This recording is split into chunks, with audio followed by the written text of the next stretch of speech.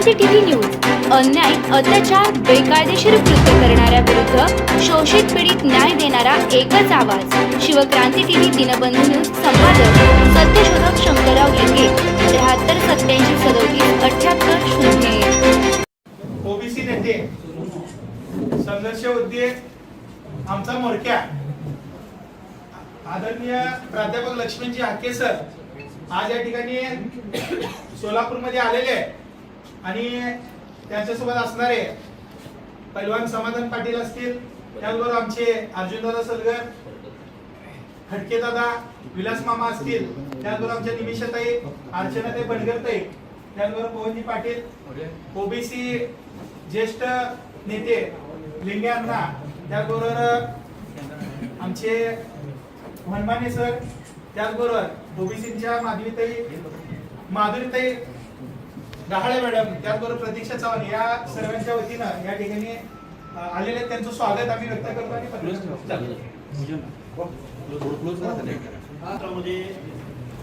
आज रोजी ओबीसीचं आरक्षण संपलेलं आहे असं आम्ही म्हणतोय।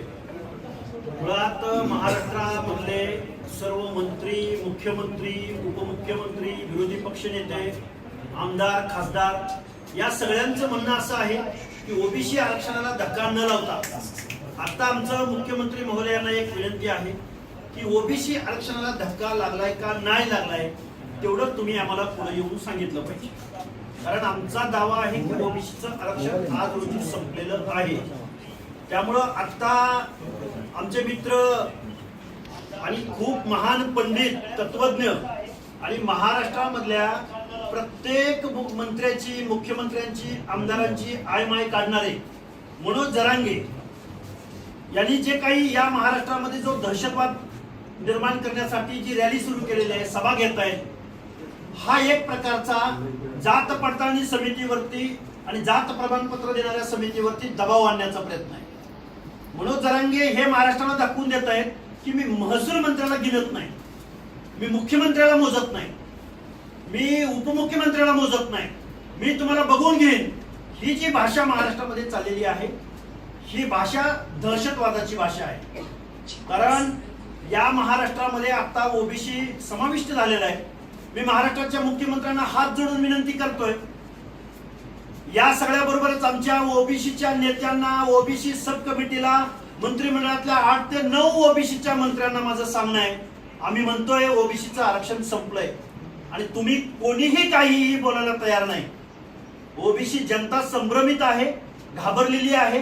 त्याचं कारण असं आहे की आताच्या ज्या काही निवडणुका झाल्या त्या निवडणुकामध्ये ओबीसीच्या जागेवरती शासनकर्ते जमात असलेले मराठे निवडून आले का नाही आणि मग मूळ ओबीसी कुठं गेला याचं उत्तर मुख्यमंत्री महोदयांनी दिलं पाहिजे। मनोज जरांगेंची मागणी तुम्ही पूर्ण करताय, ही मागणी पूर्ण झाल्यानंतर साताऱ्याचं जिल्हा परिषद अध्यक्षपद असो, शिंदे आहेत त्या आमदारांच्या पत्नी, कोल्हापूरचं महापौर पद असो, पुण्यातली नगरसेवकांची पद असो, उरळी कांचनच्या सर्वच्या सर्व जागा, ओबीसीच्या जागा या मराठा कुणबीने घेतलेल्या आहेत। छत्रपती संभाजीनगरमध्ये तेच झालंय, बऱ्याच ठिकाणी महाराष्ट्रामध्ये ओबीसीच्या जागा गेलेल्या आहेत। आता ओबीसी बरोबर मराठा कुणबी असं दिसणार आहे।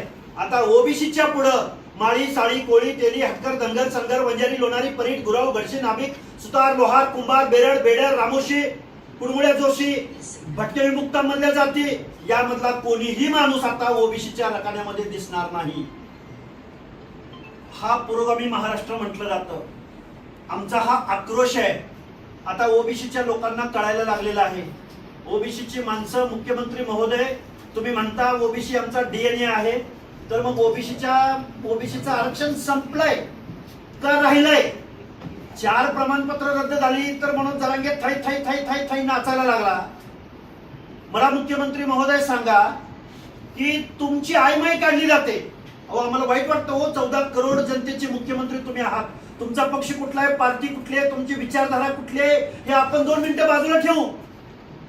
महाराष्ट्राचे महसूल मंत्री बावनकुळे साहेबांचा रंग काढला गेला, त्यांची शारीरिक ठेवण काढली गेली, त्यांच्या आईचा उद्धार झाला। दुसऱ्या बाजूला भाजपचे कार्यकर्ते बोलायला तयार नाहीत। तो प्रसाद लाड म्हणतो लक्ष्मण हाकेला ठोकून काढतो। या महाराष्ट्रामध्ये चंद्रशेखर बावनकुळेची आईमाई काढली जात असताना वर्ण विद्वेष रंगावरनं बोललं जात असताना महाराष्ट्रातले पुरोगामी गेले कुठं? कुठल्या बिळात लपून बसलेत? अहो पक्ष पार्टी नंतर इथं जातीवरनं बोललं जातंय, रंगावरनं बोललं जातंय, दिसण्यावरनं बोललं जातंय. हा वर्ण विद्वेष नाही का? मनोज जरांगे मुख्यमंत्र्यांची आईमाई काढली जाते. एकनाथरावजी शिंदेंना पण तसंच बोललेले आहेत. आम्ही म्हणत नाही फक्त ओबीसी. या मनोज जरांगेंनी पहिल्यांदा काय केलं? माननीय छगनरावजी भुजबळांवरती त्यांनी ते बोलत राहिले. नंतर कुणावर बोलत राहिले? तर मुख्यमंत्री देवेंद्र फडणवीस साहेबांवर बोलत राहिले. नंतर कुणावर बोलत राहिले? तर परळीच्या मुंडे बंधू भगिनीवर बोलत राहिले. नंतर कुणावर बोलत राहिले? अरे आज चंद्रशेखर बावनकुळेवर बोलतायत. म्हणजे ओबीसी मधल्या नेत्याला पहिल्यांदा टार्गेट करायचं, पुन्हा त्याची जात शोधायची, पुन्हा त्याचं वर्णन शोधायचं. कुणाला चष्म्यावरनं बोलतोय, कुणाला रंगावरनं बोलतोय, कुणाला कशावरनं बोलतोय. नक्की काय चाललंय? महाराष्ट्रामध्ये अत्रेंची भाषा बघितली, महाराष्ट्रानं ठाकरेंची भाषा बघितली, पण मनोज जरांगे नावाच्या एका फळकूट माणसानं या महाराष्ट्रामध्ये जाती द्वेषाची भाषा पुढे आणलेली. आम्हाला खूप वाईट वाटतं या गोष्टीचं. पण आज रोजी ओबीसीचं महाराष्ट्रातलं आरक्षण संपलंय हा आमचा पूर्णपणे दावा आहे. मुख्यमंत्री महोदय आणि त्या मनोज जरांगेला भेटायला जाणारे विखे पाटील, परत आपले सामंत साहेब शिवसेनेचे, अरे तुम्ही किती वेळा जाता त्या जरांगेला भेटायला? काल परवा जरांगे बोलला की मला शिरसाट साहेबांचे पावले 200 कॉल आले. आला म्हणजे मनोज जरांगेच्या मताला 5 अधिकार आहेत आणि ओबीसीच्या मताला 1 अधिकार आहे. म्हणजे तुम्हाला ओबीसीच्या मताची काळजी नाही वाटत? मुख्यमंत्री महोदय, 2 उपमुख्यमंत्री, विरोधी पक्ष नेते, तुम्हाला ओबीसीच्या मताची फिकीर नाही? तुम्हाला राजकारण करायचंय ना? तुमचा पक्ष अडचणीत येईल असं वाटतं ना? अरे सगळे दहशतीखाली वावरतात. एकही माणूस बोलायला तयार नाही, ओबीसीचे नेते बोलायला तयार नाहीत. नक्की चाललंय काय या महाराष्ट्रामध्ये? ओबीसी बांधवांची रिॲक्शन ही प्रचंड आहे. मी आज सोलापूरमध्ये आलोय. कुठून माणसं आलेत, कशी आलेत, ही सगळी नगरपालिका मधली माणसं आहेत. वेगवेगळ्या जिल्हा परिषदामध्ये सोलापूरचा जिल्हा परिषद अध्यक्ष केदार म्हणून आहे, त्यांनी ओबीसीच्या जागेवर आता जागा ती खाऊन टाकलेली आहे. इथून पुढच्या कालावधीमध्ये गावगाड्यातला ओबीसी, भटके विमुक्त जाती जमाती या नगरसेवक दिसणार नाहीत, महापौर दिसणार नाहीत, जिल्हा परिषद अध्यक्ष दिसणार. हे मी राजकारणावर बोलतोय. काल शिक्षकांची नोकर भरती निघाली. या नोकर भरतीमध्ये त्यांना जेवढ्या जागा हव्या होत्या त्याच्यापेक्षा 10% सुद्धा जागा आता कॅटेगरी मधल्या लोकांना मिळत नाही. याचं कारण काय? संविधान म्हणतं की शिक्षण आणि नोकरीच्या एंट्री पॉइंटला आरक्षण द्या. तुम्ही कुठला रोस्टर सांगताय? तुम्ही कुठल्या जागा तुमच्या फुलफिल आहे म्हणून सांगताय आणि मग आमच्या जागा फुलफिल आहेत तर ईडब्ल्यूएसच्या आणि एससीबीसीच्या जागा कशा वाढतात? त्यांचे प्रतिनिधी नाहीत का तिथं? हे सगळं महाराष्ट्रामध्ये सामाजिक अन्याय चाललाय. ओबीसीचं आरक्षण संपलंय आणि बोलता बोलता माझ्या आंबेडकरी जनतेला आणि दलित चळवळीमधल्या सर्व पक्षांच्या गटप्रमुखांना माझं सांगणं आहे, आज रोजी ओबीसीचं आरक्षण संपलंय, तुम्ही पुढे आलं पाहिजे. आमची आर्त विनंती आहे. मागच्या चुका ज्या झाल्या त्या झाल्या, पण आज आम्ही जात्यामध्ये आहोत. उद्या एससी एसटी सुपा मधून जात्यामध्ये येणार आहे आणि आपलं आरक्षण संपणार आहे. जो प्रसाद लाड नावाचा हरामखोर रिश्वतखोर माणूस जो मांडवली करायला जरांगे पाटलाकडे जातो, त्या प्रसाद लाडच्या कंपनीनं काय ती crystal group of companies 1 lakh रोजगार घेऊन गेलाय. हा प्रसाद लाड हरामखोर, त्याच्या कंपनीचा 76% महसूल हा शासन भरतोय. त्याला 12% सर्व्हिस टॅक्स दिला जातोय. 1 लाख नोकऱ्या शासनाच्या समाज कल्याण विभागापासून ग्राम विभागापासून मिळणार. कारण प्रसाद लाडच्या क्रिस्टल ग्रुप ऑफ कंपनीजनं 1 लाख रोजगार पळवलेत. तिथं आरक्षण पाळलं जातं का मुख्यमंत्री महोदय? माननीय बाळासाहेबजी आंबेडकर, वेगवेगळ्या दलित संघटनांना माझी विनंती आहे, तुम्ही आरक्षणाच्या उपवर्गीकरणावरून या महाराष्ट्रामध्ये 2 समाजामध्ये माणसाच्या कंपनीने सगळ्या नोकऱ्या लाटले. कशासाठी तुम्ही आरक्षणासाठी भांडताय? काय चाललंय नक्की महाराष्ट्रामध्ये? आणि हा प्रसाद लाड म्हणतो हाकेला ठोकून काढतो. तू मुख्यमंत्र्यावर बोलून दाखव, तुला ठोकून काढतो. आणि मग हा मनोज जरांगे आय माय काढत असताना तू काय करतोयस नक्की?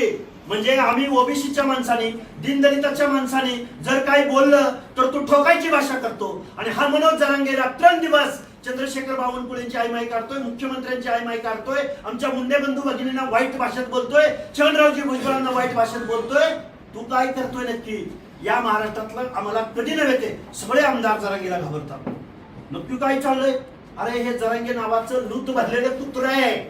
आता आम्हाला सुद्धा ग्रामीण भाषेत बोलावं लागेल.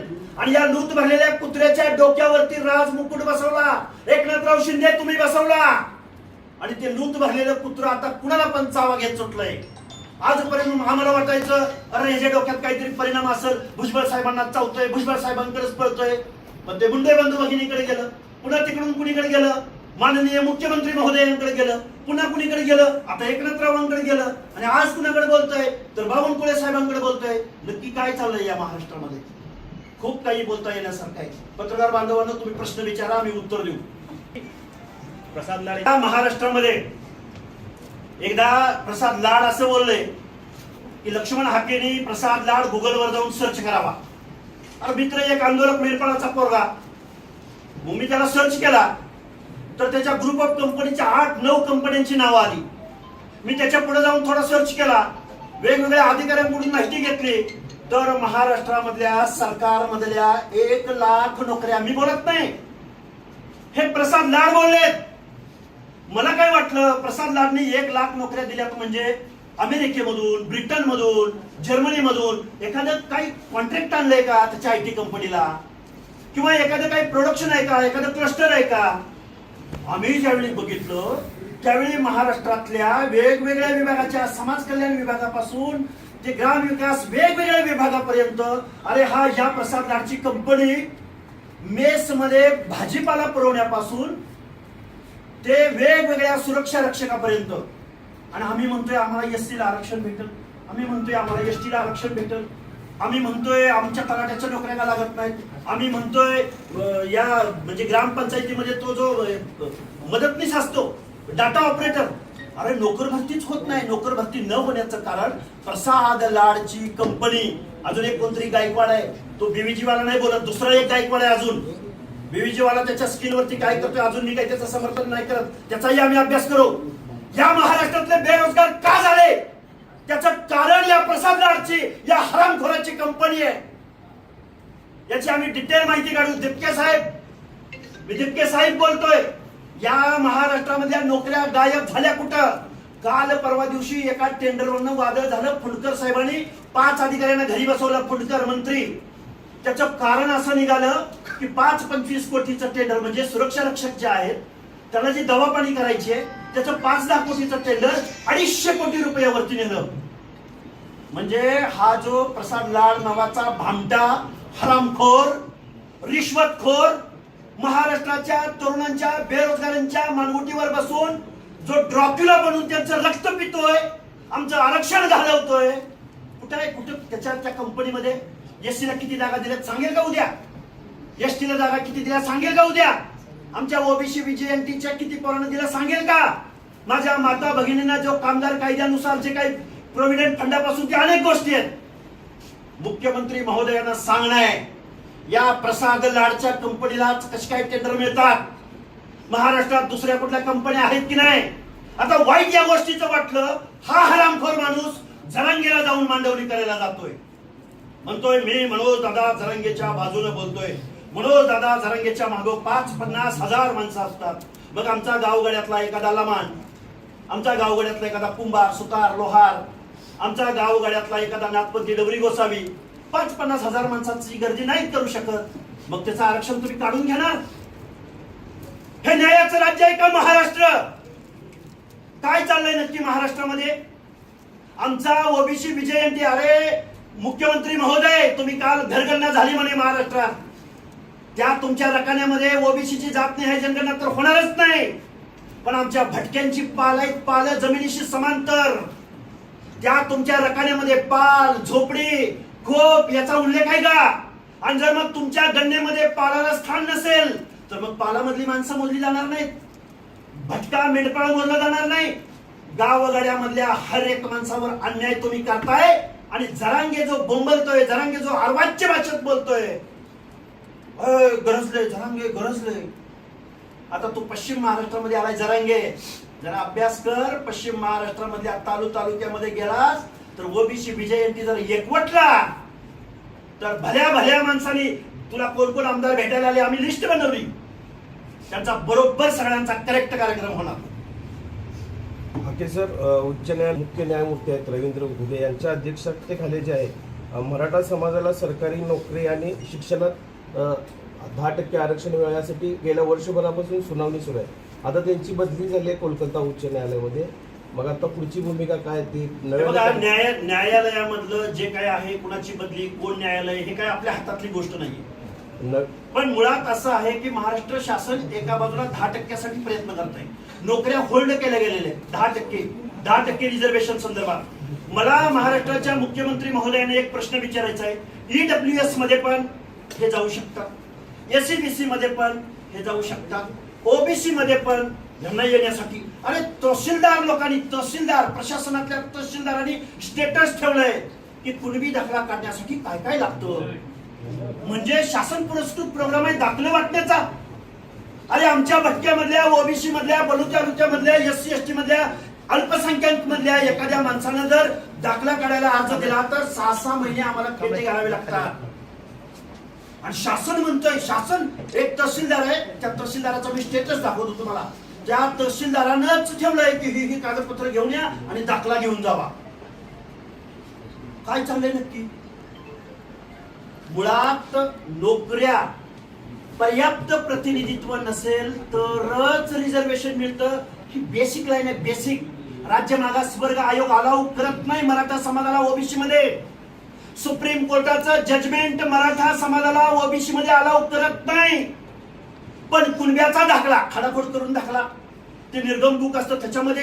अहो शाळेमधलं 7वीपर्यंतची शाळा असते, त्या शाळेमध्ये जाऊन दप्तर घिसकावून घेऊन त्याच्यामध्ये मराठा समाजाच्या समोर पुढं जागा असेल तर कुणबी.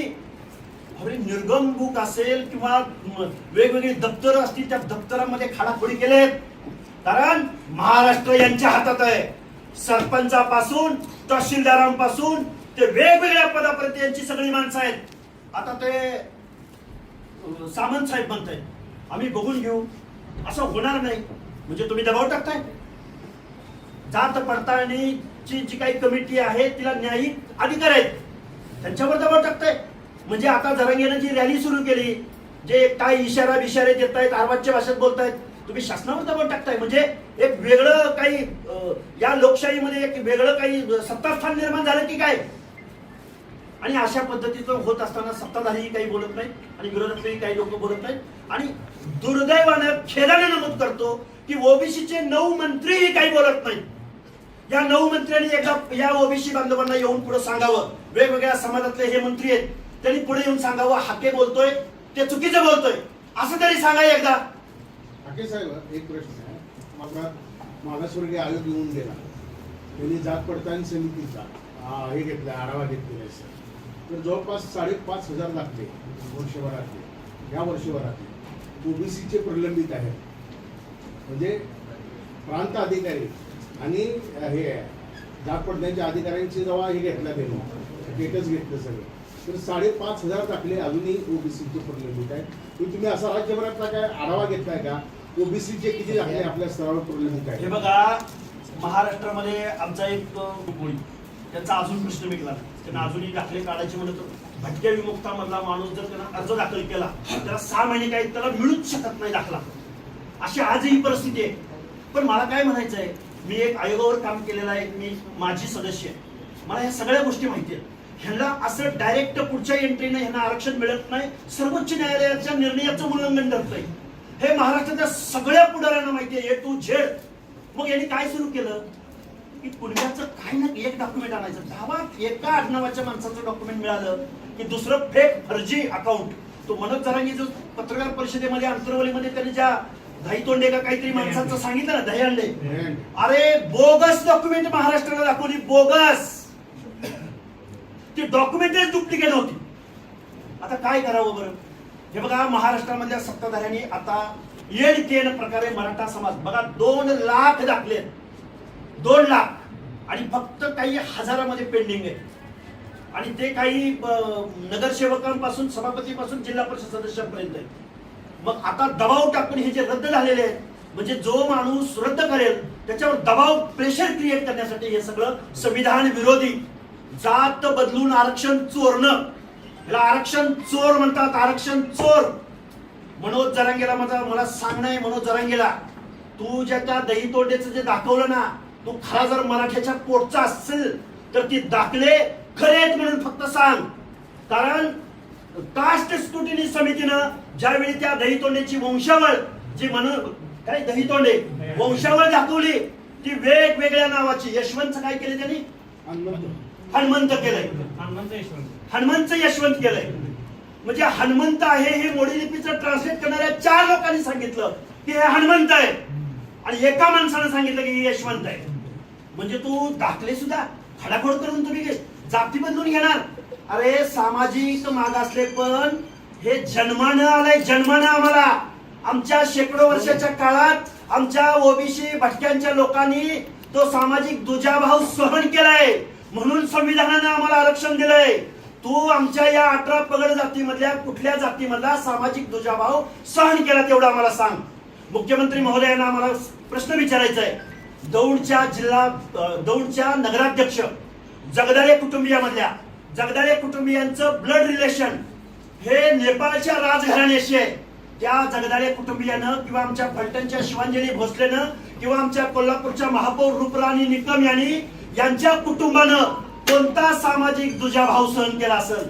आमच्या बलुच्या मधला कुठला नाविकाचा व्यवसाय तुम्ही केला? तुम्ही मेंढपाळीचा व्यवसाय केला?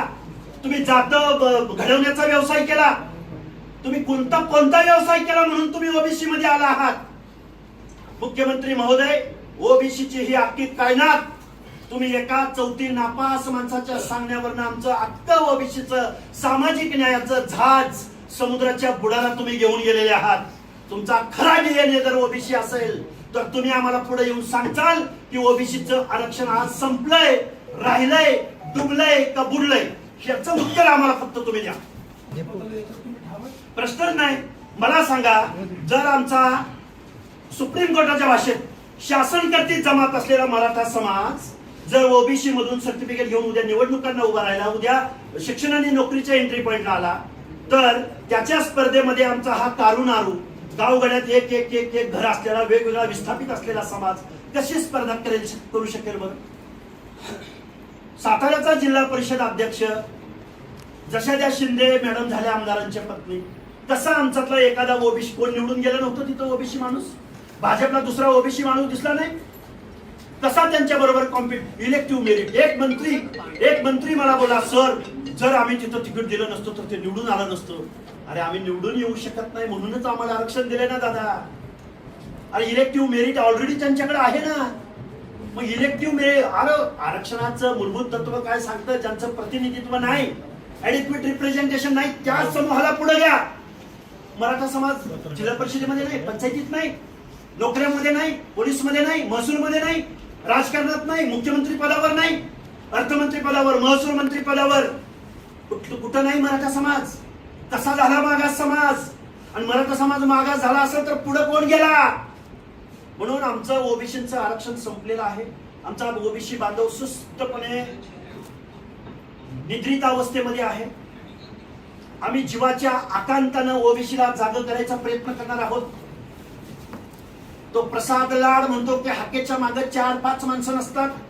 त्या प्रसाद लाड हरामखोर भामट्याला सांगा, तुमच्या भाजपचा डीएनए भाजपला भटाबामणांच्या गल्ल्यामधून वाडी वस्ती तांड्यावरती घेऊन जायला ओबीसी, माधव आणि भटके विमुक्त जाती जमाती आहेत.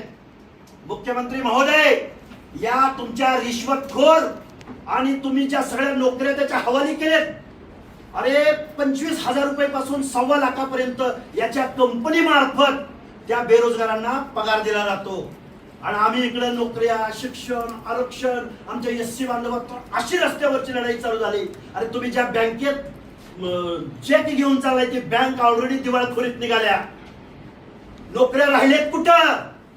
हे संविधान वाचवायचं असेल, पंचायत राज मधल्या आपल्या जागा, आपले हक्क अधिकार वाचवायचे असतील तर ओबीसी बरोबरच बीजेएनटी बरोबरच एसटी बरोबरच एससी, आरक्षणाच्या दायऱ्यामधल्या सगळ्या लोकांनी पुढे आलं पाहिजे.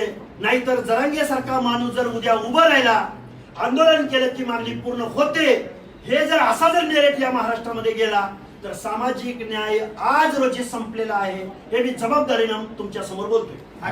आम्ही आंदोलन तर करूच, पण डिजिटल मीडियाच्या माध्यमातून जो 2000 सालानंतर जन्माला आलेला जो जेनजी म्हणलं जातं, त्या युवकाला या सगळ्या गोष्टी कळत आहेत.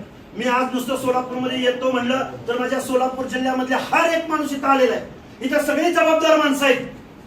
तुम्ही आजपर्यंत आमचे हक्क अधिकार बहुजन बहुजन बहुजन म्हणला तुम्ही. बहुजनामध्ये आम्ही कुठे बसतो? बहुजनामध्ये ओबीसीला काय स्थान आहे? जे ते जवळकरांनी बहुजनांची चळवळ इथं आणली. बहुजनाच्या चळवळीमध्ये फक्त मराठ्यांनी लाभ घेतला. कारखाने फक्त मराठ्यांनी काढले. आमदार, खासदार, मंत्री, मुख्यमंत्र्यापर्यंत, खासदारापर्यंत देशातलं प्रतिनिधित्व फक्त मराठ्यांनी केलं. ब्राह्मणांची आम्हाला भीती घातली. असेल ही भीती, ब्राह्मणांची भीती घातली आणि अख्खा महाराष्ट्र वरबडून खाण्याचं काम मराठ्यांनी केलं. आणि आता आमच्या ताटातही, आमच्या अनातही माती घालवण्याचं काम फुले शाहू आंबेडकरांचं नाव घेऊन परत आमच्या अनात माती घालवण्याचं काम ही लोक करतायत. मी सर्व ओबीसीचे जी काही सब कमिटी आहे त्यांच्या अध्यक्षापासून जेवढे मंत्रिमंडळातले सदस्य आहेत, तुम्ही बोला. आज रोजी आरक्षण गेले, नाहीतर असं तरी सांगा, पुढे येऊन एखादी प्रेस घ्या. महाराष्ट्राच्या ओबीसीच्या सब कमिटीने एखादी प्रेस घ्यावी आणि सांगावं की ओबीसी आरक्षणाला धक्का लागलेला नाही, हाके बडबडतोय, हाकेच्या डोक्यावर परिणाम झालाय, किंवा ओबीसीचे जे काही कार्यकर्ते चळवळ करतायत गावगाड्यामध्ये त्या लोकांच्या डोक्यावर परिणाम झालाय, सांगून टाका एकदाच. उठ सूट कुणालाही प्रश्न विचारा, ओबीसीच्या आरक्षणाला धक्का न उदयचे सामंत कसा धक्का लागला नाही सांगा बरं तुम्ही एकदा आम्हाला. मुख्यमंत्री महोदय कसा धक्का लागला नाही? लाड तू काय बोलला की लक्ष्मण हाकेने भाऊ म्हणून माझ्याकडे यावं. ओबीसी, अरे तू आहे कोण? तुझं या आरक्षण पॉलिसी मधलं नॉलेज किती? आणि म्हणे ह्याच्या मागं किती माणसं आहेत, आणि हा कुठं निवडून आलाय? विखे म्हणतो काय हा कुठं निवडून आलाय? मग मनोज जरांगे निवडून आलाय का? कुठं निवडून आलाय तू? माझी या महाराष्ट्रातल्या सगळ्या लोकांना विनंती आहे, ओबीसी कडं तुम्ही अनुलेखानं मारताय. अनुलेखानं ओबीसीच्या एखादा कार्यकर्ता बसला, मेला काय, काय झालं काय, काही देणं गेलं नाही या लोकांना. आणि ओबीसीची माणसंही, मला एक सांगा, भाजपचा ओबीसीचा सेल प्रमुख कोण आहे महाराष्ट्रातला? काय करतोय? निवडणुका लागल्यावर तुम्ही आमची मतं घ्यायला येणार? काँग्रेसचा ओबीसी सेलचा प्रमुख कोण आहे? कुठं आहे तो? निवडणुका लागल्या की गळ्यात गमजा घातला की तुम्ही आमच्या वाड्यावर, वस्त्यावर, तांड्यावर ओबीसीची मतं मागायला येणार? ओबीसीचं आरक्षण राहिलंय काय, संपलंय ते सांगा. राष्ट्रवादीचा ओबीसी सेल प्रमुख कोण आहे? एकनाथरावजी शिंदेच्या शिवसेनेमध्ये ओबीसी भटक्यांची आघाडी बनली. तिथले ओबीसीचे कार्यकर्ते नक्की काय करतायत?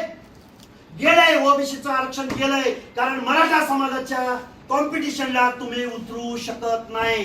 तुम्ही उतरू शकता पण तुम्हाला तिकीट मिळणार नाही. कारण ह्यांना गावातल्या पोलीस पाटलापासून, सरपंचापासून, आमदार, खासदार, मंत्री, मुख्यमंत्री, आणि काय हो, मी एक कार्यकर्ता आहे, मी इथं कोणाची बाजू अजिबात मांडायची नाही मला. पण देवेंद्र फडणवीसांवर ब्राह्मण म्हणून जर तुमचा राग असेल, तो राग आम्हाला ओबीसीवर काढताय तुम्ही. मनोज जरांगेला उभं करून, फिडिंग करून महाराष्ट्रातलं वातावरण कलुषित करा. अरे पण मारताय कुणाला? त्रास कुणाला देताय? ओबीसींना. मला वाटतं हे महाराष्ट्रातलं राजकारण हे पुरोगामी महाराष्ट्राचं नाही. इथून पुढच्या कालावधीमध्ये जो कोणी फुले शाहू आंबेडकरांचं नाव घेईल, माझी मराठा समाजामधल्या ज्येष्ठ विचारवंतांना विनंती आहे, न्यायमूर्ती पी.बी. सामंतांचं जजमेंट तुम्ही एकदा ऐका. बी.जी. कोळसे पाटील साहेब, शरदचंद्रजी पवार साहेब, या सगळ्या ज्येष्ठ नेत्यांना माझी विनंती आहे, मराठा समाज जर ओबीसी मध्ये उतरला तर मूळ ओबीसी मराठा समाजाबरोबर स्पर्धा करू शकतो का? तुम्ही तिकीट देणार का? अरे नैतिक जबाबदारी म्हणून तरी तुम्ही ओबीसीच्या जागेवर ओबीसीच्या माणसाला तिकीट द्यायला पाहिजे होते.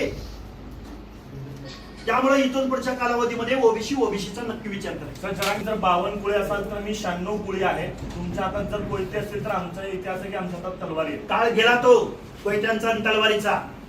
आणि वर्ण विद्वेषावरनं, कुळावरनं, जातीवरनं हे सोशल डिस्क्रिमिनेशनच आहे ना. हा सामाजिक दुजाभावच आहे ना. हा दुसऱ्या जातीला ओबीसीच्या माणसाचं नाव काढायचं, पुन्हा त्याची चेहरेपट्टी काढायची, त्याचा रंग काढायचा. काय बोलला होतो? आईच्या दुधावरनं बोलला, मुख्यमंत्र्यांची आई काढली या माणसानं. मला यांना एक प्रश्न विचारायचा आहे, जरांगेंची आई काय, बावनकुळे साहेबांची आई काय, मुख्यमंत्री महोदयांची आई काय, आणि तुम्हाला आम्हा सगळ्या लोकांची आई काय? अरे मा जिजाऊचं नाव घेता एका बाजूला, छत्रपती शिवाजी महाराजांच्या प्रतिमेसमोर एका बाजूला बसता. छत्रपती शिवाजी महाराज जर आज अस्तित्वात असते आणि असं जर तुम्ही बोलला असता ना दुधावरनं याच्यावरनं, त्या अजिंठ्याच्या वरच्या टेकडीवरनं तुझा कडे लोट केला असता. तू आरक्षण मागतो. काल परवा 7 ऑगस्टला मंडल दिन साजरा झाला देशभरामध्ये, की ज्या मंडल शिफारशीद्वारे ओबीसीना आरक्षण मिळालं. म्हणून जरांगे चौथी नापास. काय होतं रे 7 ऑगस्टला? मंडल दिन होता, ओबीसीना आरक्षण मिळाल्याचा. तू साजरा केलास. तुझ्या बॅनरवर विश्वनाथ प्रताप सिंग ज्यांनी मंडल आयोग शिफारशी स्वीकारल्या त्याचा फोटो तुझ्या बॅनरवर कधी आला? अरे जाऊ दे, विश्वनाथ प्रताप सिंग नाहीत, मंडल नाहीत, महात्मा फुले, राजर्षी शाहू महाराज, डॉक्टर बाबासाहेब आंबेडकरांचा तरी फोटो तुझ्या बॅनरवर कधी आहे का? हा ओबीसीच्या द्वेषानं पछाडलेला माणूस आहे. कधी भुजबळावर बोलणार, कधी मुंडेवर बोलणार, कधी जानकरांवर बोलणार, कधी पडळकरांवर बोलणार, कधी फडणवीसांवर बोलणार. या माणसाच्या डोक्यावर परिणाम झालाय. महाराष्ट्रातल्या 18 पगड जातींना एकत्रित घेऊन महाराष्ट्राचा गाडा जर सुरळीतपणे पुढे जायचा असेल तर मुख्यमंत्री महोदय तुम्ही या लूट भरलेल्या कुत्र्याला आवरा, नाहीतर या महाराष्ट्रामध्ये तो जिथं जिथं जाईल तिथं तिथं ओबीसीची रिॲक्शन येईल. त्या प्रकरणावरून जरांगे पाटील यांनी पश्चिम महाराष्ट्राच्या दौऱ्यात बावनकुळे यांना लक्ष केलं आहे. मात्र तिथल्या अधिकाऱ्यांनी सांगितलं आहे की बावनकुळे यांनी कारवाई करायचं सांगितलं होतं, दाखला रद्द करा असं सांगितलं नव्हतं, असं तिथले अधिकारी म्हणतात. जे जात पडताळणी समितीच्या अधिकारी आहेत ते म्हणतात. हे बघा, मग ते झालं ना, सांगितलं ना काल. म्हणजे हा मनोज जरांगे साप साप साप म्हणून किती भुई बडवतोय. मला तर असं वाटतंय हा शांत बसला होता, त्याच्या समोरचे कॅमेरे सगळे बाजूला गेले होते. दिल्लीमध्ये एक आंदोलन सुरू झालं होतं, त्याला गड्याला दम निघत नव्हता, म्हणून प्रसाद लाडला बोलवलं. प्रसाद लाडनं जाऊन तिथं ज्या उंगल्या करायच्या त्या केल्या. मुख्यमंत्री महोदयांच्या आणि एकनाथराव शिंदे साहेबांच्या आणि महसूल मंत्र्यांच्या विरोधात बोलायला प्रसाद लाडनंच लावलंय जरांगेला. आम्हाला बोलावं लागेल या गोष्टी. का बोलत नाही? मुख्यमंत्र्याची आईमाई करताना हा लाड हा जरांगेवर का बोलत नाही? काय झालं? नाही मी मागं बोललो होतो, आता का बोलत नाही? हे काहीतरी खूप मोठं ठरवून या महाराष्ट्रामधलं ओबीसीचं प्रतिनिधित्व, ओबीसीचं आरक्षण संपवण्याचं षडयंत्र या महाराष्ट्रामध्ये सत्ताधाऱ्यांकडून राबवलं जातं. आरक्षण खाल्लंय किंवा आहे, पण दुसरीकडे जे सत्ताधारी आहेत, जसं तुम्ही उदाहरण दिलं की दौंड असेल, कोल्हापूर असेल, तर इथले जे उदाहरणं दिलेली आहेत तर त्या उदाहरणामध्ये सत्ताधारी पक्षानेच त्यांना तिकीट दिले आणि त्यांनी सत्तेत बसवलेलं आहे. मग अशा वेळेस आपण भाजपला किंवा थेट मुख्यमंत्र्यांना हा सवाल नाही का करत? मी मुख्यमंत्र्यांना डोळ्यासमोर ठेवूनच बोलतोय की मुख्यमंत्री महोदय, तुमचे अनेक मंत्री अनेक नेते असं म्हणतायत की ओबीसी आरक्षणाला धक्का लागला नाही, तर मुख्यमंत्री महोदय ही सगळी जी लोक नियुक्त झालेली आहेत हे कशाचं उदाहरण आहे? हाच प्रश्न विचारतो ना मी मुख्यमंत्री महोदयांना. सर, आता जी सध्या रॅली चालू आहे त्याच्यावर कुठेतरी दगडफेक होईल आणि मला अटक कोण करेल? अशी शक्यता जरांगे पाटलांनी. कोण हाच याच्या गाडीवर दगडफेक करून घेईल? कोण कशाला दगडफेक करेल? हे बघा, चौकामध्ये एखादा बेवडा माणूस असतो ना, तो काय म्हणतो चौकात बाजार दिवशी? कापून टाकीन. ती काय कापून टाकत असतं का? अरे ही लोकशाही आहे, इथं प्रत्येकाला जगण्याचा अधिकार आहे. इथं आता आम्ही 96 कुळे आम्ही असं नाहीये. आता कोण तू कुठल्या नंदनवनात, मूर्खाच्या नंदनवनात वावरतोय का? हे जात वर्चस्वाची भावना आहे या माणसाची, जात वर्चस्वाची. एका बाजूला छत्रपती शिवाजी महाराजांचं मा जिजाऊंचं नाव घ्यायचं आणि याची ट्रोलर घ्या, जो ओबीसीच्या बाजूने बोलल त्याची आईमाई काढतो. तुम्हाला काय अधिकार आहे बरं? मला एक सांगा, छत्रपती शिवाजी महाराजांचं स्वराज्य उभं राहत असताना त्या स्वराज्यासाठी बळी कुणाचा गेला? कुणाचा गेला सांगा उभं यांनी? जीवा महाले, शिवा काशी, बेहरजी नाईक, तानाजी मालुसरे, तुम्ही कुठे होता त्यावेळी? आम्ही 18 पगड जातीनी, बलुत्यानी, आलुत्यानी, भटक्या विमुक्त जातीनी, त्या चित्रकथीपासून, धनोजी धनगरापासून, मेंढपाळांपासून हर एक माणसानं छत्रपती शिवाजी महाराजांच्या स्वराज्यासाठी कुर्बानी दिली. तलवारीची भाषा तू बोलला सोलापूर जिल्ह्यात, तलवारीची भाषा बोलतोय कुणाच्या विरुद्ध? आणि मुख्यमंत्र्यांची आयमाई काढली जात असताना या जरांगेच्या जागी जर एखादा मुस्लिम असता, एखादा दीनदलित बांधव असता, तर या भाजपच्या या सगळ्या सत्ताधाऱ्यांनी, लाभार्थी टोळी, मलिदा गँगवाली टोळी, या लोकांनी काय केलं असतं बरं महाराष्ट्रामध्ये? मला वाटतंय महाराष्ट्रामध्ये दहशतवाद सुरू आहे. आम्ही पहिल्या बिहारमध्ये, उत्तर प्रदेशमध्ये काय मजदूर सेना, दलित सेना, कुठल्या सेना, त्यांची भांडणं ऐकायचो. आणि महाराष्ट्र पुरोगामी म्हणून आम्ही छत्रपती शिवाजी महाराजांच्या स्वाभिमानाने आम्ही बोलायचो. आज काय चाललंय महाराष्ट्रामध्ये? तू बावनकुळे तर मी 96 कुळे. काय चाललंय हे? कशाचं देतं काय हे? वटावरनं बोल, रंगावरनं बोल, आईवरनं बोल. कुठली संस्कृती आहे? जरांगे भाषेवरनं बोलताय. सदावर्तेंच्या भाषेबद्दल आपलं काय म्हणणं आहे? कोणी असो, सदावर महाराष्ट्राच्या राजकारणाचा पोत ऍक्शनला रिएक्शन येत असेल. उद्या अजून कोण शिवाय देणारी माणसं पुढे आली, सुरुवात कुठून झाली? या पण गोष्टीचं, याचं पण आपण परिचय. आम्ही शिव्या देऊ शकत नाही असं म्हणायचं का तुम्हाला? आमच्या दिवसाची सुरुवात शिव्याने होते. दिवसाची सुरुवात शिव्याने होते. आके साहेब एक मिनिट, नुकत्याच झालेल्या निवडणुकीत म्हणजे जिल्हा परिषदेचे असेल, नगरपालिकेचे असेल, नगर परिषदेचे असेल, जिल्हा परिषदेचे असेल, या निवडणुकीत ओबीसीचं आरक्षण मराठा समाजाने घेतलेला लाटलेला असा जात पडताळणीच्या बऱ्याच ठिकाणी जात पडताळणी अशा तक्रारी केलेल्या आहेत. हे आकडेवारी काढली का राज्यभरातली? ऐका, आकडेवारी 2 लाख प्रमाणपत्र वाटलेत. ओबीसी बांधवांनो, हात जोडून विनंती आहे तुम्हाला. काल परवाच पेपरला जाहीर झालंय, वेगवेगळ्या तुमच्या सगळ्या इलेक्ट्रॉनिक मीडियावरून आकडेवारी जाहीर झाली. आणि कुठेतरी 200, 250, 276, 71 काहीतरी होल्ड आहे. अरे मग एवढी लाखो प्रमाणपत्र जर वाटली गेली असतील, सोलापूरचा जिल्हाध्यक्ष आमचा केदार म्हणून कोणतरी आहे, त्याच्या बायकोनं ओबीसीची जागा घेतली. कुठे राहिले ओबीसीचं आरक्षण? चॅप्टर नाही होणार, पण प्रतिनिधित्वच आमचं संपवून टाकलंय. मग कसं उरलंय आरक्षण ओबीसीचं? आता ओबीसीच्या बरोबर फक्त कुणबी येणार का? आणि तिकीट वाटली जात असताना फक्त कुणब्यांना वाटली, कुणबी मराठ्यांना वाटली जाणार का? मुख्यमंत्र्यांना सर म्हणताय, दुसरीकडे धनगर समाजाचा प्रमुख मागणी होती की एसटी मधून आरक्षण मिळावं, त्यासाठी तुमची भूमिका अरे काय? अंगावरची कापड काढून घेतलेत. आता आमची पोरं कुठेतरी एमपीएससी ला, कुठेतरी शिक्षणात, नोकरी, विजय NT मध्ये NT3 मधनच घेतात ना. 27% 3.5%चा क्वांटम धनगर समाजाचा आहे. मी एक मेंढपाळाचं पोरग आहे, धनगराचं पोरग आहे. हे पोरग म्हणतोय की या 27% आणि वरच्या 2 SBCच्या या 29% या सामाजिक न्यायासाठी तुम्हाला आम्हाला झटावं लागल, भांडावं लागल. ही दायित्वाची भावना आहे. आपल्यासारख्या समदुःखी माणसांच्या अनाथ माती कालवली जाते हे बघवत नाही, म्हणून तर आंदोलनात उतरलोय. एसटीचा आम्हाला सूट मिळणार आहे, पण अंगावरची कपडे काढून घेतल्यावर सूट आपल्याला काय मिळून फायदा त्याचा? त्यामुळे आज रोजी आपल्या ताटातलं आरक्षण वाचवणं हे गरजेचं आहे. आता इथं उभे राहिलेले सगळे बांधव कोण आहेत, किती संख्या आहे बघा. त्यामुळं आज रोजी ही लढाई फक्त ओबीसीची नाही, ही लढाई फक्त विजय NTची नाही, ही लढाई SC बांधवांची आहे, ही लढाई ST बांधवांची आहे. आरक्षणाच्या दायऱ्यामधल्या सगळ्या लोकांची ही लढाई आहे. साहेब, देवेंद्र फडणवीस त्यावेळेस त्याला शब्द दिला होता, ज्यावेळेस 2014 मध्ये आमची सरकार येईल, पहिल्या कॅबिनेटमध्ये धनगर समाजाला एसटीचं आरक्षण. तर काय सांगाल ते आजपर्यंत एसटी नाहीच मिळालं ना? मग काय सांगाल देवेंद्र? काय सांगू आता त्यांच्याबद्दल? नाहीच मिळालं म्हणून ना.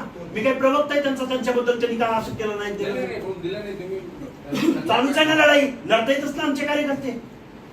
कोण लढत नाही? चालूच आहेत मागण्या सगळ्या. आमचं म्हणणं काय आहे की जे ऑलरेडी दिलंय, एक झोपडं आहे आम्हाला काहीतरी, बाबा हे तुला हे झोपडं, तुला हे झोपडं, तुला NT ब चं झोपडं, तुला NT क चं झोपडं, तुला ओबीसीचं झोपडं, तुला SC चं झोपडं, हे झोपडं पण काढून घेणार तुम्ही? हे सगळे उपवर्गीकरण करण्याचा सरकारचा डाव आहे. त्यानिमित्तानं 2 समाज आमने सामने आलेला आहे आणि ते दोन्ही समाज मोर्चा काढतायत. त्यांचा प्रश्न देखील तोच आहे आरक्षणाचा. SC मध्ये जाती किती आहे? 59. संख्या कोणाची किती आहे सांगता? किती रकाने करायचे, किती तुकडे करायचे, कुणाला कुठल्या घरात घालायचं, काय डाटा आहे शासनाकडे? बरोबर आहे का चूक आहे? 59 जाती आहेत. 59 जातींचे तुम्ही किती रकाने करणार आणि कुणाला कुठल्या रकान्यात घालणार? 1 नंबर रकान्याला कुणाला टाकणार? काय आहे शासनाकडे माहिती? रंगावरनं करणार, व्यवसायावरनं करणार, भौगोलिक प्रदेशावरनं करणार, काय करणार आहे तुम्ही? भांडण लावून दिले त्या लोकांमध्ये. मी एक आयोगाचा माजी मेंबर म्हणून या गोष्टी सगळ्या आम्हाला माहिती आहेत. हे सगळं चालू आहे ते राजकारण चालू आहे. फोडा छोडा आणि राजकारण करा, निवडणुका जिंका. काही पडलेलं नाही, कुणाच्या नोकऱ्याबद्दल पडलं नाही, कुणाच्या शिक्षणाबद्दल पडलं नाही, कुणाच्या आरक्षणाबद्दल पडलेलं नाही. कोण करते सर? आंबेडकर त्यांचं असं म्हणणं आहे, आधी याच्या आधी ओबीसी विरुद्ध मराठा, हिंदू विरुद्ध मुस्लिम आणि आता मराठा विरुद्ध ओबीसी असे सगळे लढे उभे करून सरकारचा हा डाव आहे की आरक्षणच संपवलं पाहिजे आणि त्यासाठी सगळे भांडण लावले जातात. असं झालं तर पुढच्या वेळी 2029 महाराष्ट्राच्या विधानसभेवर ओबीसीचा झेंडा असेल. कुशाल त्यांना शुभेच्छा आहेत आमच्या. धन्यवाद.